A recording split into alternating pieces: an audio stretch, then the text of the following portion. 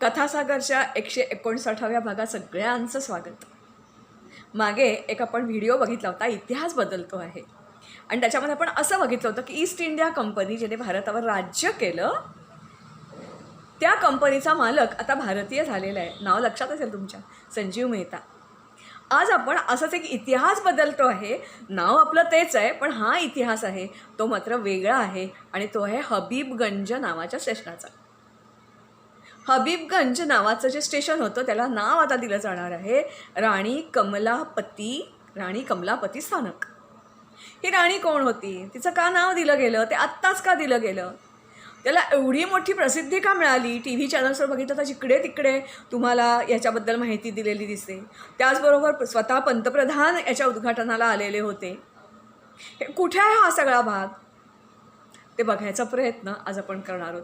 ही जी राणी कमलापती आहे ती म्हटलं जातं एक छान मध्य प्रदेशामध्ये असं म्हटलं जातं की ताल में ताल, ताल तो ताल, भोपाल ताल, बाकी सब तालाब.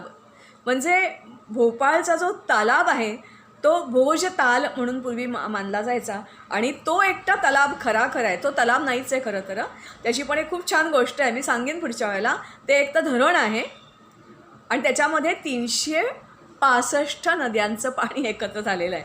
म्हणून असं म्हणतात ताल तो ताल, मध्य प्रदेशामधलं हे म्हण आहे ही, ताल तो ताल, भोपाल ताल, बाकी सब तालाब. तसंच राणी तो कमलापती, बाकी सब रजैया. म्हणजे राणीजवळ असेल कोणती तर ती कमलापतीसारखी, बाकी तर काय सगळ्या अशा तशाच. का बरं असं म्हटलं जातं, कारण हिचं एक कशाचं प्रतीक आहे, ही सौंदर्य, बुद्धिमत्ता, राष्ट्रप्रेम, याच्याशिवाय ती कशी टॅक्टफुली तिने करा, आणि आत्मसन्मान याचं प्रतीक म्हणजे ही राणी कमलापती. ही 18व्या शतकातली राणी. आणि ही तो जो काही भाग आहे ना त्याला गन्नोगर्ड असं त्या भागाचं नाव होतं पूर्वी. आता हा सगळाच भाग, सगळीच नावं बदललेली आहेत. त्या भागातली, ह्या भोपाळची तिथली ही शेवटची हिंदू राणी.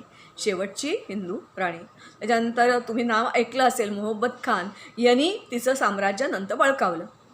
तर ह्या राणीला का एवढं महत्त्व दिलं गेलं, हिचं का अनेक तिच्याबद्दलच्या कथा, कविता, गाणी, लोकगीतं आजही मध्य प्रदेशात खूप गायली जातात.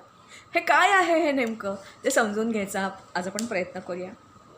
हिच्या वडिलांचं नाव होतं चौधरी कृपा रामचंद्र यांची मुलगी. आणि तिचा जो नवरा होता तो कोणाचा मुलगा होता, तो सूरजसिंह शहा याचा हा मुलगा. मात्र त्याचा जो मुलगा ज्याच्याबरोबर हिचं लग्न झालं त्याचं नाव होतं निजामशहा. आता हे निजामशहा कधी कसं झालं त्याचा रेफरन्स अजून मला तरी मिळालेला नाही आहे, पण त्यांच्या मुलाचं नाव परत झालं नवलशहा. आता हा जो निजामशहा होता याला एकूण 7 बायका होत्या, पण या 7 बायकातली सगळ्यात लाडकी त्याची राणी ही कमलापती. गंमत म्हणजे त्याच राजाच्या, निजामशहाचा एक पुतण्या होता आलमशहा, आणि तो जो आलमशहा होता हा अतिशय म्हणजे तो पण एका खूप मोठा राजा नसेल पण कुठच्या तरी संस्थांचाच राजा होता, आणि तो अतिशय ह्या निजामशहावर जळत होता.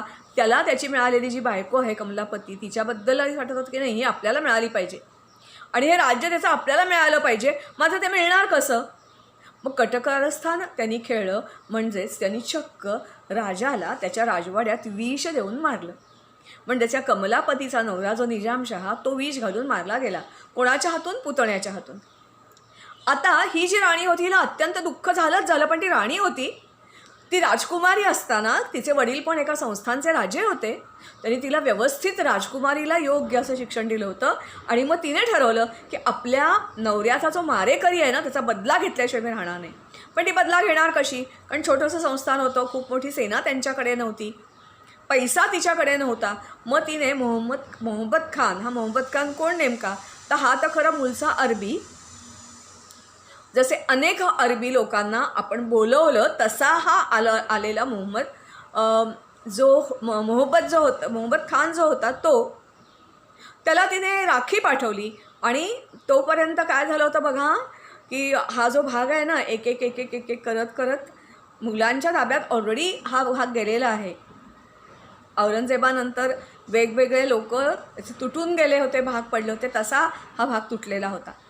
त्याला राखी पाठवली आणि सांगितलं मला तू मदत कर. माझा नवऱ्याचा जो मारेकरी आहे त्याची मला काय करायची आहे, तर त्याची मला जिरवायची आहे. आणि मग यांनी आपली फौज, अरबी लोकांची फौज पाठवली. 1,00,000 रुपये पाठवले. राणीला वाटलं हा राखीला जागला, पण असं काही नव्हतं, कारण त्याच्याही मनात राणीविषयी थोडीशी सहानुभूती तर नव्हती, अभिलाषा मात्र होती. आणि ह्या राणीचं राज्य एकटी पडलेली आहे, आपण गिळंकृत करायचं, हा छुपा हेतूसुद्धा होता. त्यांनी आपली फौजही दिली, पैसेही दिले. राणीनी खरोखरीच चढाई केली आणि आपल्या पुतण्याला, आलमशहाला चक्क लढाईत हरवलं आणि मारून टाकलं. राणी खूप खुश झाली. मग त्याच्या एक आपण म्हणतो ना विजयाचं प्रतीक म्हणून तिने एक मोठाच्या मोठा राजवाडा बनवला. आणि तो जो राजवाडा आहे ना, तो राजवाडा अजूनही थोडासा मोडक्या अवस्थेमध्ये आहे, पण तो आपण ज्याला म्हणतो ना पुरातत्व खातं, त्यांनी तो आपल्या ताब्यात घेतलेला आहे. उत्कृष्ट नमुना, 7 मजली, त्यावेळेला तिने 7 मजली बांधलेला तो राजवाडा आहे. आणि जणू काही एखादं टरबूज असावं असं त्याचं वर्णन केलेलं आहे. त्याला एक्झॅक्टली मराठी शब्द टरबूज द्यायला, पण मला त्याचा अर्थ कळला नाही, पण असा तो कमळांच्या पाकळ्यांसारखा टरबूज कापल्यावर कसं दिसतं असं काहीतरी ते दिसत असावा. आणि सगळ्यात महत्त्वाची गोष्ट म्हणजे त्याच्या ज्या काही कमानी वगैरे आहेत त्या अतिशय अप्रतिम कोरीव काम केलेले आहेत. हा कुठे आहे नेमका, तर भोपाळला तुम्ही गेलात तर एक बडा तलाव आणि छोटा तलाव, म्हणजे पूर्वी पृथ्वीराजांनी तो तलाव बांधला होता, तो नंतर मोडला गेला, तोडला गेला, सुरुंग लावून फोडला गेला. आणि मग तिथे नवीन जो तलाव बांधला गेला आहे तो, आणि एक जुना मातीचा तलाव बांधला होता, त्या दोन्ही तलावांच्या मध्ये हिचा हा राजवाडा आहे. अर्थातच भोपाळच्या भागात अगदी खूप मोठ्या प्रमाणात छोटी मोठी तळी आहेतच आहेत, तसं हिच्या राजवाड्याभोवतीसुद्धा तळी, सरोवरी असं सगळं अत्यंत निसर्गरम्य असा हा हिचा राजवाडा होता. मात्र हा मोहम्मद शहा होता, हिच्या मागे लागला, ₹1,00,000 परत कर, ₹1,00,000 परत कर, ₹1,00,000 परत कर. ही करणार कशी, हिच्याजवळ काही नव्हतं. आणि मग त्यांनी चक्क मागणी केली की ठीक आहे, तुला ₹1,00,000 देता येत नाही तर तू माझी हो. अर्थातच राणी स्वाभिमानी होती, याच्यासाठी त्याने मोहम्मद खानाची बिलकुल मदत घेतली नव्हती. आणि मग जेव्हा तिला त्रास असह्य झाला तेव्हा तिने नेमकं काय केलं असावं, तर तिचा जो मुलगा होता नवीन शहा, त्याच्याबरोबर तिने आपल्या राजवाड्यातून तो जो तलाव होता तिच्या राजवाड्याच्या भोवती दक्षिणेकडे असलेला, त्याच्यात तिने चक्क उडी मारली आणि जीव दिला. तिने जीव दिल्याबरोबर मोहम्मद खानाने अर्थातच त्याच्यापूर्वी तिने आपला छोटासा भाग, ₹1,00,000 नाही ना तुला देता येत, छोटासा भाग असा दिला होता, पण त्याच्यावर त्याचं समाधान होत नव्हतं. त्यांनी चक्क हिच्या पूर्ण राज्यावरच कब्जा केला आणि त्या ठिकाणची गन्नौरगडची ही शेवटची हिंदू राणी ठरली. म्हणजेच बघा हां, सौंदर्य, बुद्धी, शौर्य आणि आत्मसन्मान याच्यात जिचं अनुकरण करावं अशी ही राणी. पण मग हबीबनगर कुठून आलं तर तिथलं जे रेल्वे स्टेशन आहे ना, हे खूप पुरातन आहे बरं का. पुरातन म्हणजे जुनं आहे, ब्रिटिशांच्या काळामध्ये बांधलेलं आहे. आणि त्या ब्रिटिशांनी मात्र ह्याला काही नाव हबीबनगर वगैरे दिलेलं नव्हतं, तर शहापूर नावाने हे त्यांनी बांधलं होतं. शहा तिथले जे काही राजे होते त्यांच्यानं शहापूर बांधलं. नंतर स्वातंत्र्यानंतर 1976 जेव्हा ते छोटं पडायला लागलं, रेल्वे स्टेशन वाढवायची वेळ आली, तेव्हा तिथला जो कोणी आपण काय म्हणूया नवाब होता, त्यांनी आपली थोडी जागा दिली आणि म्हणून त्याचं नाव झालं हबीबगंज नगर. पण खरोखरी त्याचं नाव देणं योग्य होतं का, कारण हा तुम्हाला सगळ्यांना माहीत आहे की 15 ऑगस्ट 1947 भारत स्वतंत्र झाला. मात्र हैदराबाद विलीन व्हायला तयार नव्हतं. आपण मला वाटतं त्याच्याबद्दलची एक गोष्टही बघितलेली आहे. काश्मीरचा प्रश्न अजूनही आहे, तोही तुम्हाला माहिती आहे. नंतर तिसरं जे संस्थान होतं ते गुजरात, राजस्थान त्या बॉर्डरवरचं, तिकडेही हाच प्रश्न झाला, तोही वल्लभभाई पटेलांनी सोडवला. इथेही जो भोपाळचे जे नवाब होते ते भोपाळचे नवाब, मी तुम्हाला आत्ताच सांगितलं, मोहम्मद खान हा अरबी होता, अरबी रक्त त्याचं होतं, त्याच्याही मनात तेच होतं. अर्थात हा शिकलेला होता, दुसऱ्या महायुद्धात त्यांनी भागही घेतलेला होता. मात्र ह्याच्यावर प्रभाव कोणाचा होता, जिन्ना आणि सय्यद बंधू त्यांचा प्रभाव होता. आणि म्हणून त्यांनी बिलकुल जे विलिनीकरणाचा प्रस्ताव मांडला गेला भारतातर्फे, त्याच्यात तो प्रस्ताव स्वीकारायला परवानगी दिली नाही, स्वाक्षरी केली नाही. त्यालाही स्वतंत्र राहायचं होतं. कसा राहणार होता कोणाला माहिती, कारण भोपाळच्या आसपासचा छोटासा याचं हे संस्थान, पण त्याला विलीन व्हायचं नव्हतं, त्याला स्वतंत्र राहायचं होतं, हे मात्र सत्य. एवढंच नव्हे तर त्या प्रकारची तयारीही त्यांनी सुरू केली होती. मात्र आपले पहिले गृहमंत्री ज्याला आपण लोहपुरुष म्हणतो वल्लभभाई पटेल आणि त्यांचे विश्वासू एक मेनन नावाचे जे सहकारी होते, त्यांनी मात्र शेवटी काहीही करून ह्याला विलीनीकरण करायचं असं ठरवलं. त्याच्याशिवाय तिथली प्रजा बहुसंख्य होती, ती हिंदू होती. मग थोडे दिवसांनी राजा आपणहून म्हणजे नवाब आपणहून विलीन होत नाही आहे म्हटल्यानंतर तिथल्या प्रजेने 2दा संघर्ष केला. पहिला संघर्ष केला ब्रिटिशांबरोबर आणि दुसरा संघर्ष केला नवाबाबरोबर. नवाब काही खूप चांगला राजा होता किंवा खूप प्रजाहितदक्ष होता, लोकात पॉप्युलर होता असं बिलकुलच नव्हतं. अर्थात लोकांच्या ह्या सत्याग्रहाला भरपूर बळ मिळालं, पाठिंबा मिळाला. प्रत्यक्ष गृहमंत्री त्यांच्याबरोबर होते आणि मग हे जे संस्थान आहे हे संस्थान विलीन झालं. मात्र त्या भागात ते जे काही लोक आहेत त्यांची प्रवृत्ती अजून तशीच आहे. जसं त्रिपुरामध्ये काहीतरी घडलं म्हणून महाराष्ट्रामध्ये दंगली झाल्या, महाराष्ट्रामध्ये निषेध केला गेला, तसाच हा थोडासा प्रकार तिथेही होतो. आणखीन म्हणून त्यांनी काय केलं, ते जे हबीबनगर जे नाव हबीबगंज रेल्वे स्थानक याचं नाव आता काय दिलं गेलं, या कमलापती ही जी शेवटची जी राणी होती तिचं नाव दिलं गेलं. अर्थात तिचं नाव आत्ता जरी रेल्वे स्टेशनला दिलं गेलं असलं तरी तिचा ज्या ठिकाणी राजवाडा आहे, जिथे दोन्ही तलाव आहेत, तसं भोजराजाची प्रतिमा आहे तशी हिची पण एक अतिशय सुरेख प्रतिमा तिथे बसवलेली आहे. याच्याशिवाय या स्टेशनाचं वैशिष्ट्य असं आहे की जगातलं हे पहिलं असं स्थानक आहे ज्याला आपण म्हणतो ना प्रायव्हेट आणि सरकारी पार्टनरशिप किंवा दोघांच्या मिळून संमतीने उभारलेलं असं हे रेल्वे स्थानक आहे.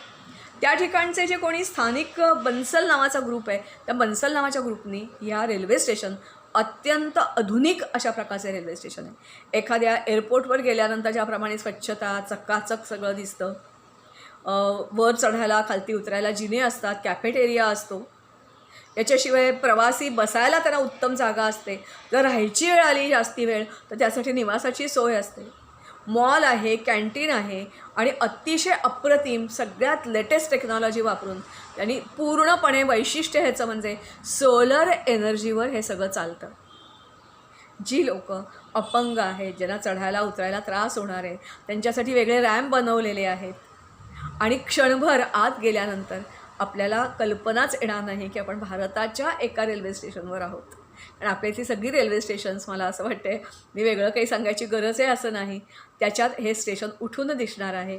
पहिलं प्रायव्हेट आणि सरकारी असं मिळून मदतीने बनलेलं, बन्सल ग्रुपने बांधलेलं एअरपोर्टच्या तोडीचं असं हे रेल्वे स्थानक.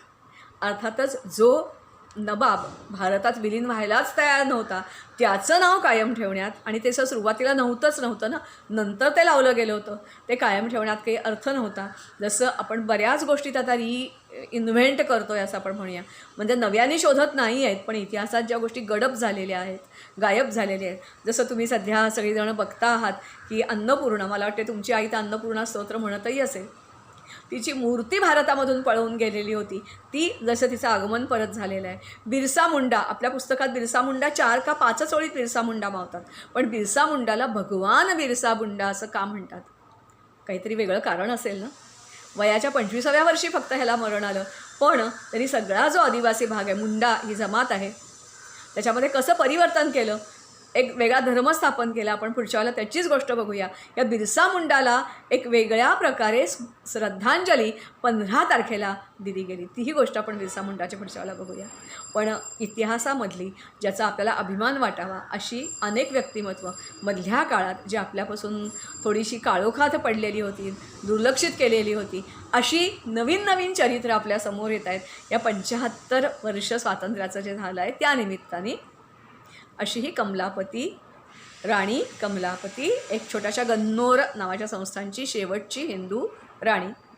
कशाबद्दल प्रसिद्ध आहे? सौंदर्य, बुद्धिमत्ता, पराक्रम, नवऱ्याबद्दलचं प्रेम, त्याला मारलं म्हणून मारेकऱ्याला मारणारी, आणि शेवटी असह्य होतं. आणि मग आपल्यापैकी अनेकांना माहिती आहे की अनेक असेही राजे राण्या झाल्या ना की त्या शरणागत झाल्यानंतर त्यांनी आपला ताठा सोडला. हिने असं नाही केलं. जेव्हा तिला मोहब्बत खानाचं तिचा जो काही त्रास होता तो असह्य झाला, तेव्हा तिने स्वतः, ज्याला आत्महत्या म्हणूया किंवा आत्महत्या म्हणण्यापेक्षा सगळ्यात उत्तम त्याला शब्द म्हणजे जसं आपण म्हणतो की राम स्वर्गात गेल्यानंतर तो नदीत उतरला, शरयू नदीत उतरला आणि स्वर्गाला चालला गेला. ज्ञानेश्वर जे होते हे समाधीस्थ झाले आणि त्यांनी आपलं जीवन संपवलं. आत्मसन्मानाने संपवलं तसं हिने संपवलं.